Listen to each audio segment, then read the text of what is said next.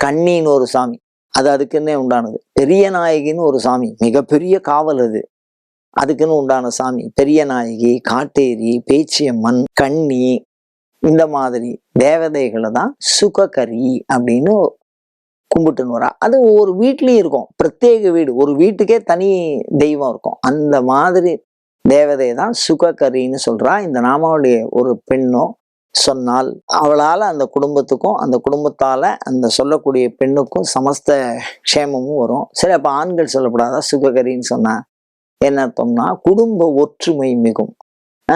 ஆண்கள் சொன்னா அதிகமான சம்பாத்தியம் பெருகும். கணவன் மனைவிக்குள்ள ஒரு புரிதல் வரும். அந்த புரிதல் இல்லாம தான் மிகப்பெரிய பிரச்சனை உருவாகும். இந்த சுககரிங்கிற நாமாவளி ஒரு ஆண் சொல்ல சொன்னா குடும்பத்துல எல்லாரும் அவனை புரிஞ்சுப்பா, அவன் இந்த குடும்பத்துல உள்ளவாளை பத்தி ஒரு நல்ல ஒரு அண்டர்ஸ்டாண்டுன்னு சொல்றாளோ இல்லையோ, அந்த மாதிரி ஒரு புரிதலினால மிகப்பெரிய ஒரு மகிழ்ச்சியை தோற்றுவிக்கக்கூடிய அற்புதமான நாமாவளி சொல்லி பயன்பெறுவோமாக.